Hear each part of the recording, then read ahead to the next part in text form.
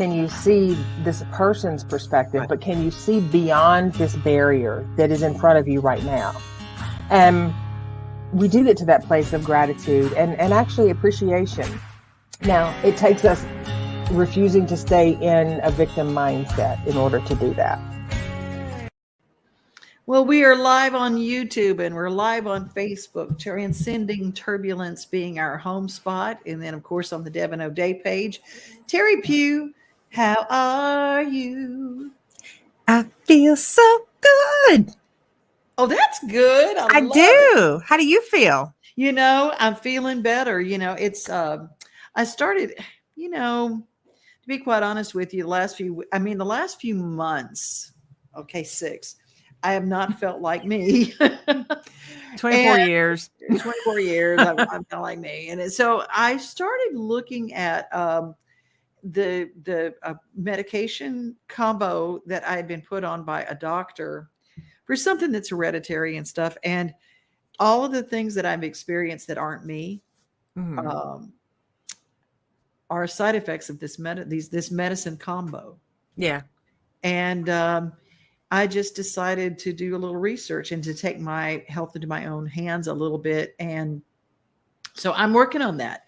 And I've got I'm going to go and visit my friend Danny Williamson down in Brentwood with Integrative Health and see if there's something that can be done that a little bit more in a natural way. So there's so many things that I think that we need to take a look at. I went on the Mayo. I didn't just go on the internet and look at forums and stuff. Mayo Clinic and the Cleveland Clinic, drug.com and druginteraction.com will give you some things that might be important for you. So I just think if you're in that situation, I just noticed that a lot of my friends on this same particular drug combo are being rushed to the doctor for heart issues, one being congestive heart failure. And then they get to the doctor and it's not congestive heart failure. And then they go, oh, we don't know what it is. But this particular 2 drugs together for blood pressure are causing things like if your legs swell, your ankles swell, and that's unusual for you.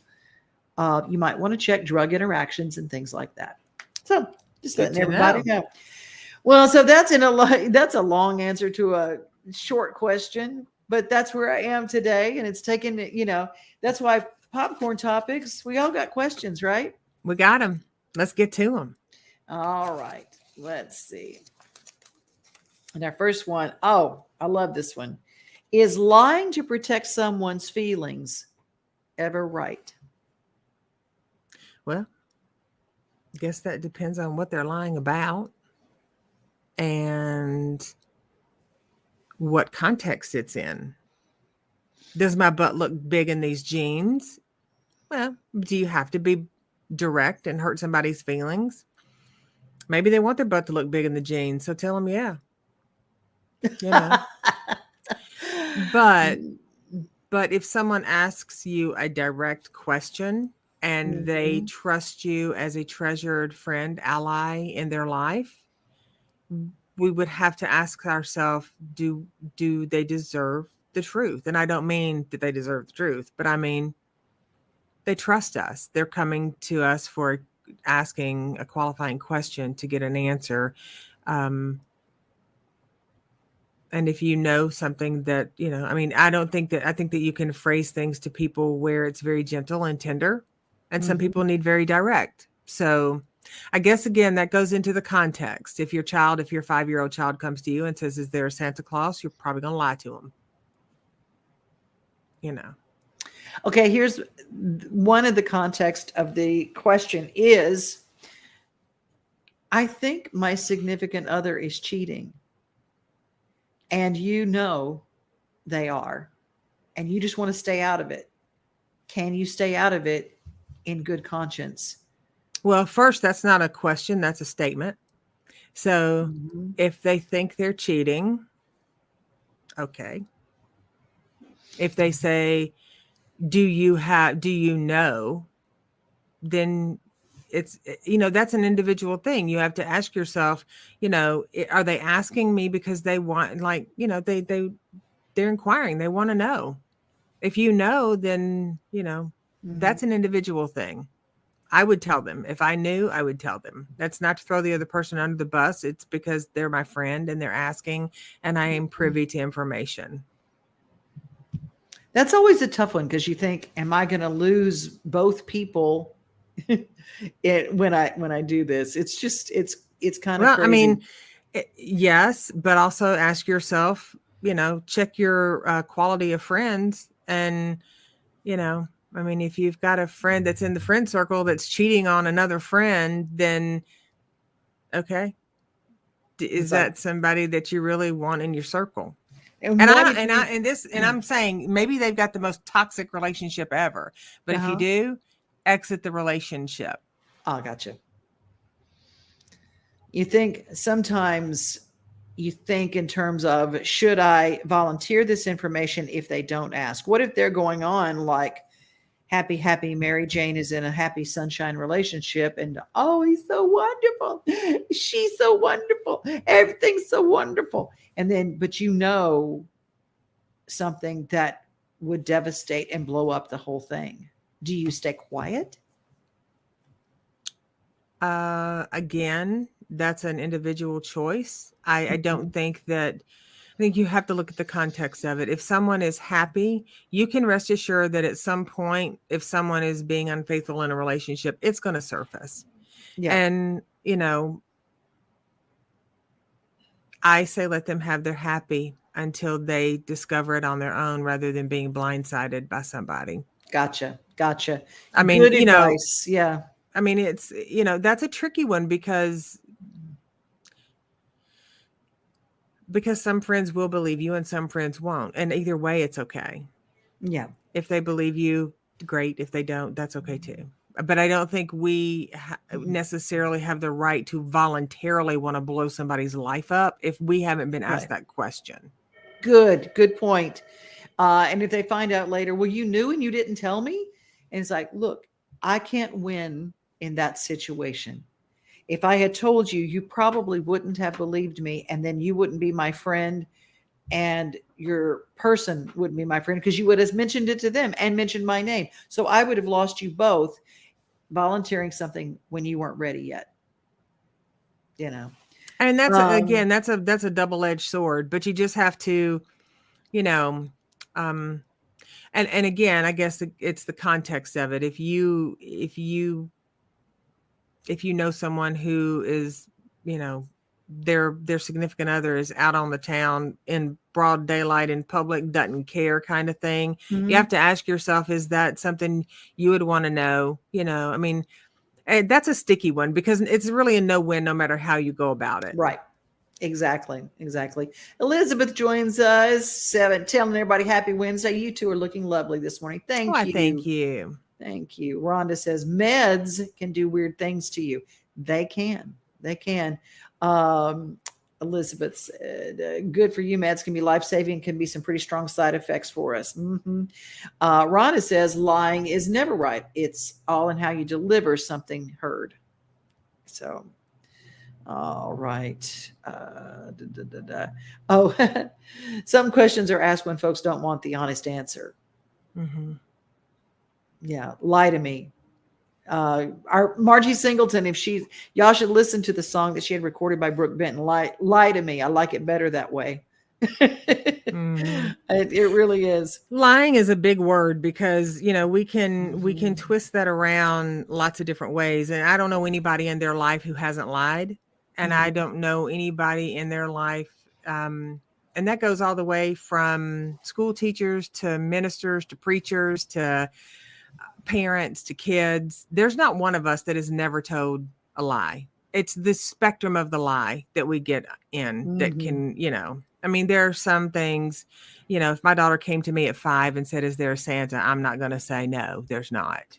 I'm not going to not, Right. So Elizabeth, this is a good point. I don't know how I'd answer that if someone asked me that question. Honestly, I think it would depend on who was asking me. A very close friend or family member, I'd be honest. An acquaintance, I'd probably just avoid answering. That's about cheating. Now, moving on to another question. Why can't I give myself permission to have fun? Fun is something And I've learned a lot about this from Teri when she talked to me about coloring.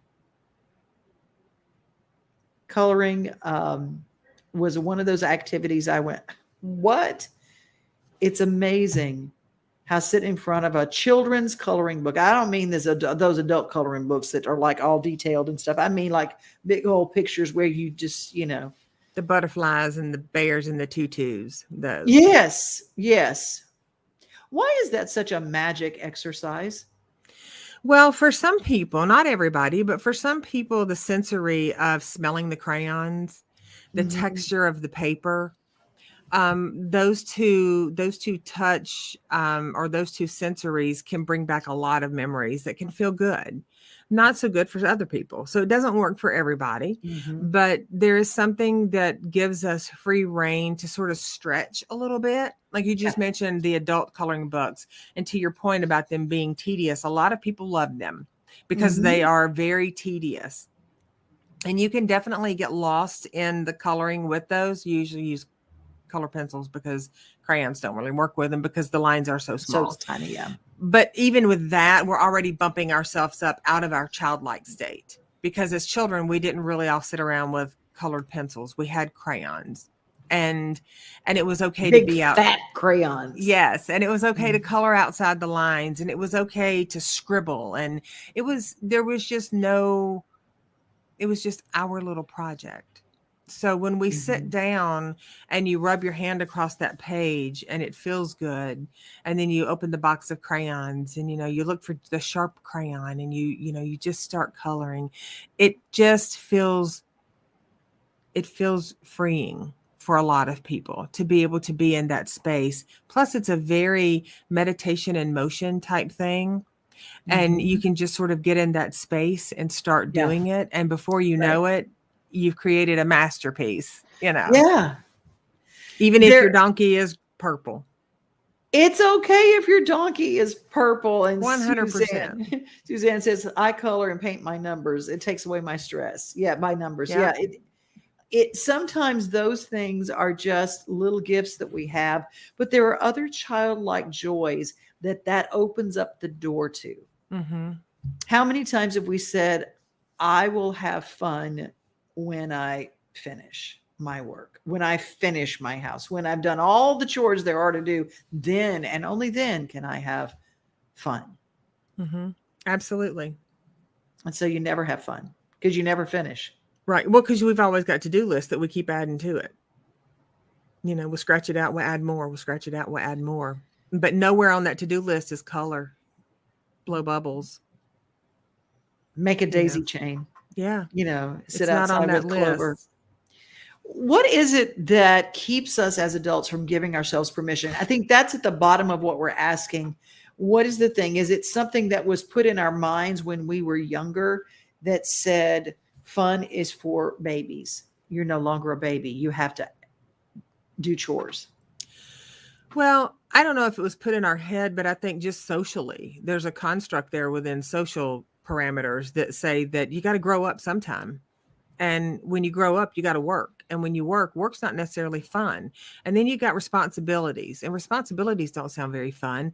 So by the end of the day, you've got work, you've got responsibilities, you've got family, you've got pets, you've got all these things that you're taking care of. And there's just no time to have fun, which I think is complete BS. We can have fun whenever we want. I colored this morning while I was having my coffee, while I was watching the hummingbird like dodge my head like he was in the Maverick or something from that Tom Cruise movie. Top Gun, yeah. Yeah, I was like, what is going on?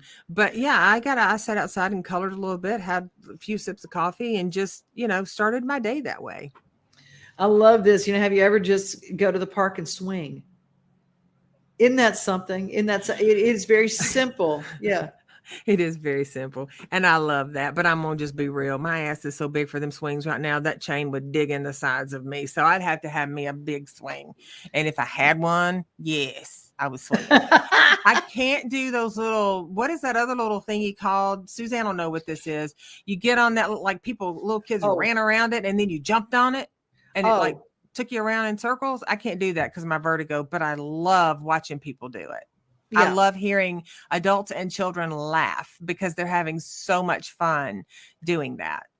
You know, one of the things that I always loved, and I haven't given myself a chance to do it, and I don't even know if they still have it at school because it might be violent, but tetherball. Oh, girl, I love me some tetherball. That was so much fun in my life. I just remember going, and I could play tetherball by myself and be just as, I actually preferred it by myself because I could win. If I had somebody else there, it's like, no, I almost was done. And then you got it back. It's like, oh my, but Yeah. it is. And Elizabeth says fun is relative. I don't need fun to be thrilling and exciting. Sometimes fun is simply sitting on the sofa with a cup of coffee and petting whichever cat is on my lap. Fun can come in quietly too. Oh, that's so good. Absolutely. And again, fun by definition it's just like happiness. It's a very subjective definition to what's fun for people. I know people that golf. I know people that bungee jump. I know people that juggle all kinds of things, swords included. That's not fun for me. That's No. I don't like that stuff. It's not fun. Yeah. Somebody I might don't not want like to the jump out of an color. airplane either. Jim, Yeah. if you're watching, I will never do that with you. Yeah. He's part of a skydiving team. And I'm just But- like, Jim, I love you. No. But for some people, that stuff is fun. It's exciting. And that's wonderful. That's why those things exist, right? Just to be able to have have the cat on the couch, or the swing in the park, or the skydive. There's a show that I want to call it. I can't even think of the name of it, but I found it. And there's a scene where the girl is a homeschool teacher to a youngster who has special needs of some sort. Might be Asperger's, I'm not sure, but he has special needs and she worked with him. First of all, it was like, no, we'll do this when we're finished. No, we'll do this when we're finished. But then she realized, if I put in these breaks, hey, if you do this, we're going to take a 15-minute break and you can play your video game for 15 minutes. How about that? And it became a reward to the fact that you did what you needed to do in short spurts. And so that's what I encourage you, is to put your fun within your day. And it's all about balance. It's all about balance. Absolutely. And just a side note for adults, for adults that are just our attention span, we have about a 12 to 18 minute window where we can hear somebody rattle on before we just drift off, before we lose interest in it. Even before we start panning the room and looking at other people or looking at the phone or whatever. So anytime you are doing something in your day, put little windows in there, give yourself little wedges where you can get up and take a break. And I know that we get in that mindset of, no, I just got 10 more minutes and then I'll be done. And 3 hours later, you're still not done. You're going just 10 more minutes and I'll be done. So give yourself that time, because your brain actually needs that time to recalibrate itself and refocus. I love it. Some people, I won't say can't do that, but some people, are task oriented. So when they start it, they need to see it through, but at least give yourself a window by, if you start at 8 in the morning, if I'm not done by 11:30, I'm going to take a 30-minute break. Okay. And that's just okay. It's just giving your brain some time. You might not need those shorter incrementals, but give yourself, don't spin, give yourself time to get some more traction. And standing up. Let's just say standing up and have some movement in those increments is very important. Put your favorite song on. It's 4 minutes long. Whatever songs are typically 3 to 4 minutes long. Yeah. And wiggle a little bit. Yeah. Do a little dancing. Okay. Oh, wow. I love this one. I feel no passion for anything anymore. My pilot light is out. How do I reignite? Well, a couple of things. That could be some mental illness going on. You could have some mental health issues. You could have some form of depression. You would want to explore that. That doesn't always require medication, but there are tools that people can use to get them back. When I talk with people that are like, I don't want to eat, I can't sleep, I can't sleep, but all I want to do is sleep. I don't have any life for anything in life. I don't love anything in life. I'm not there. That's an issue. And that's not something where it's like, oh, go make a daisy chain and color, you're going to feel better. That's crazy. That's like telling someone to snap out of it. If it's a true chemical depression, then you can't snap out of those things.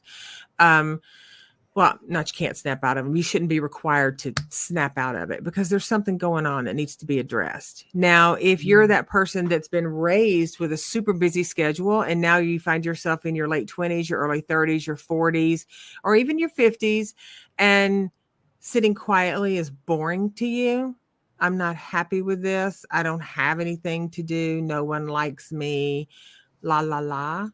Well, then you get to change that. Yep. There's a difference in truly feeling it in being overwhelmed with, I don't have anything to give. And I don't care that I don't have anything to give.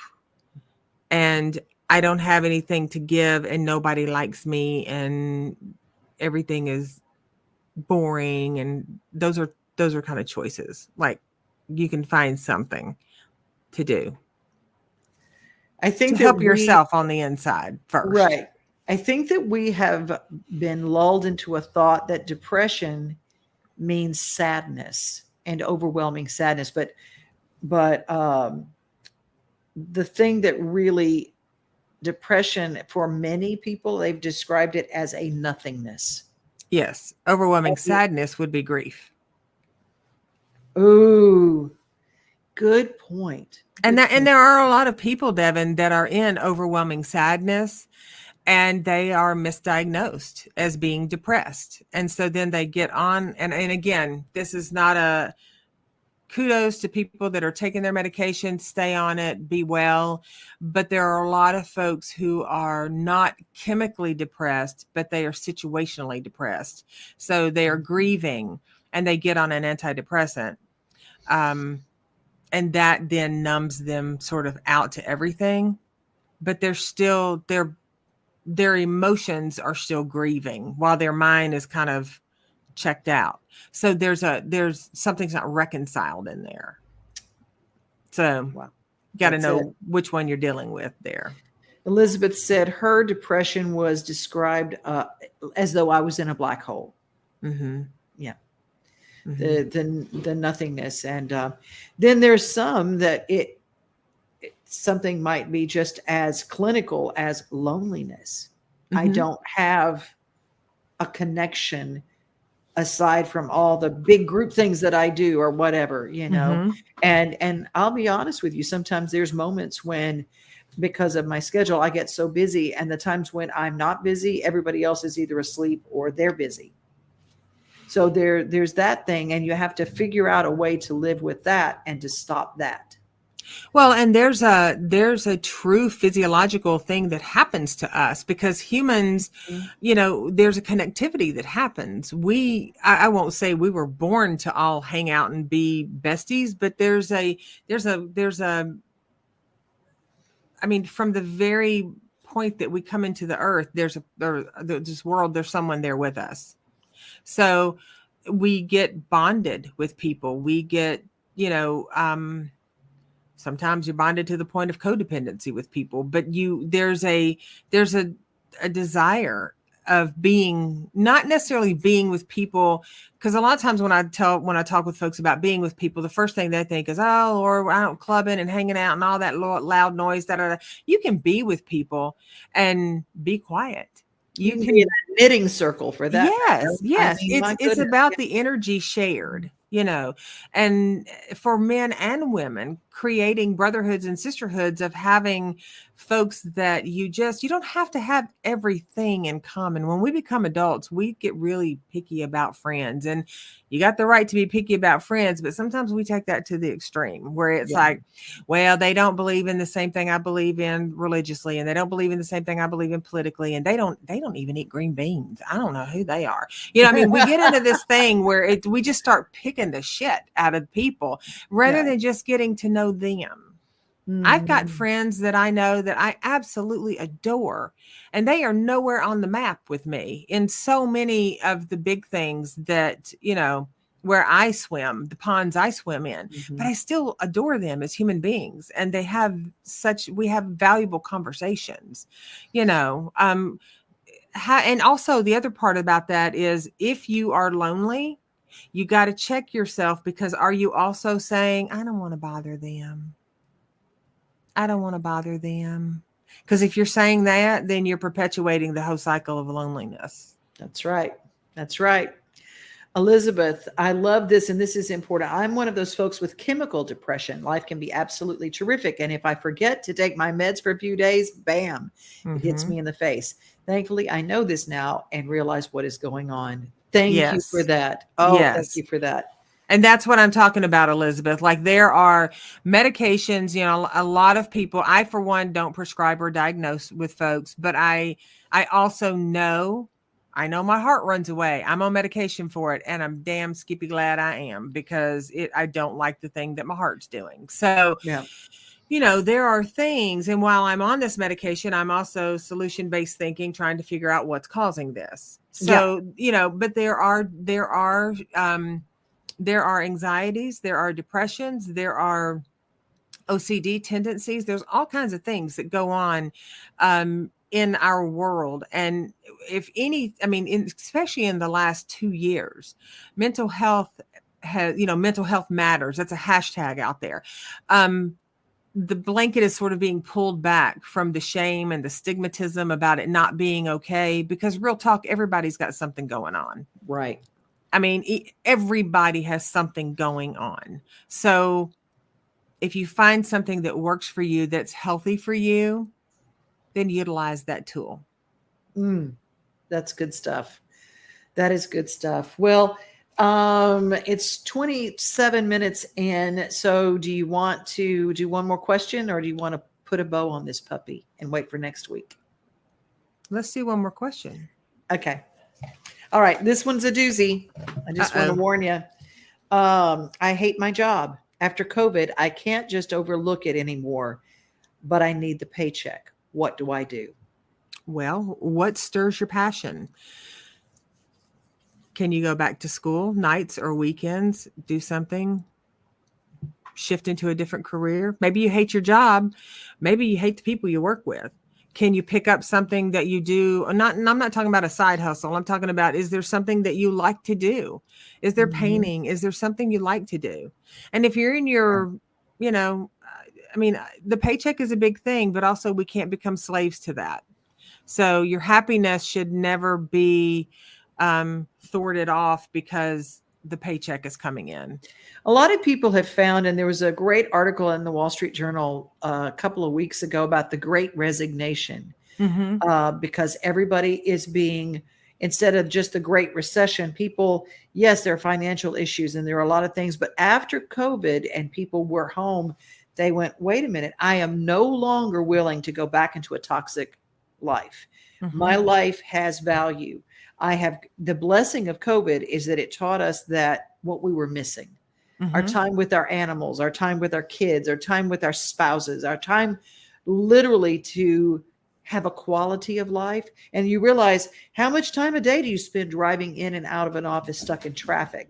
How much time is lost? Mm-hmm. And we are not willing to just give that to someone else anymore.